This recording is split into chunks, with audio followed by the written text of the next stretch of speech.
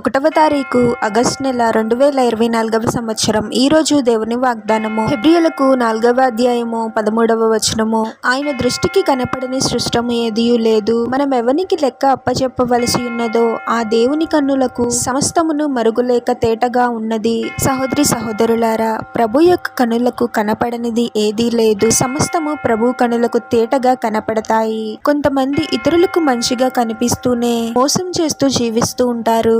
కొంతమంది వారు పనిచేసే చోట అధికారుల ముందు నీతిగా న్యాయంగా ఉన్నట్టు ఉంటారు, కానీ వారికి తెలియకుండా మోసం చేస్తూ పనులను జరిగిస్తూ ఉంటారు. నేను చేసిన మోసం అధికారులకు తెలియదు, నన్ను ఎవరూ చూడటం లేదు అని అనుకుంటూ ఉంటారు.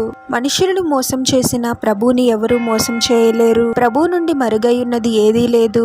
సమస్తము ఆయనకు తెలుసు.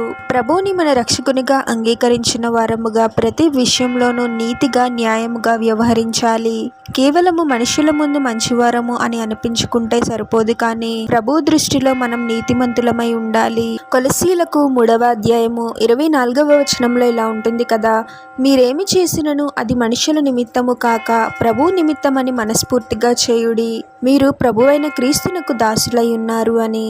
అవును, మనం ఏ పని చేస్తున్నా నేను ప్రభువునకు లెక్క అప్పచెప్పవలసిన వాడనై ఉన్నాను అనే విషయాన్ని గుర్తుంచుకొని జాగ్రత్తగా నీతిగా న్యాయంగా పనిచేయాలి. మన జీవన విధానంలో ఎక్కడ పాపానికి చోటివ్వకుండా దేవుని వాక్యాన్ని మన హృదయాలలో పదిలపరుచుకొని ప్రభు కోసము పరిశుద్ధంగా జీవించాలి. ప్రార్థన.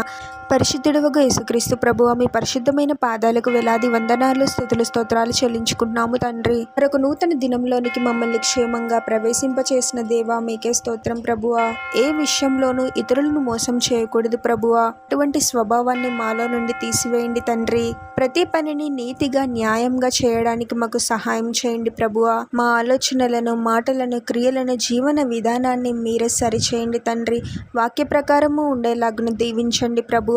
మీకు లెక్క అప్పచెప్పవలసిన వారమై ఉన్నామని గుర్తుంచుకొని నీతిగా న్యాయంగా జీవిస్తూ మా జీవితాల ద్వారా మిమ్మల్ని మహిమపరిచే గణపరిచే వారముగా మమ్మల్ని దీవించమని ఈ ప్రార్థనలో ఏకీభవిస్తున్న ప్రతి ఒక్కరిని పేరు పేరున దీవించి ఆశీర్వదించి అభిషేకించమని, వారు చేసే ప్రతి పనిలో మీరే వారికి తోడుగా ఉండి వారిని అన్ని కీడుల నుండి అపాయాల నుండి మీరే వారిని రక్షించమని ఈ మా మనవులన్నీ యేసుక్రీస్తు వారి పరిశుద్ధ నామంలో అడిగి వేడుకొనిచున్నాము తండ్రి. ఆమెన్.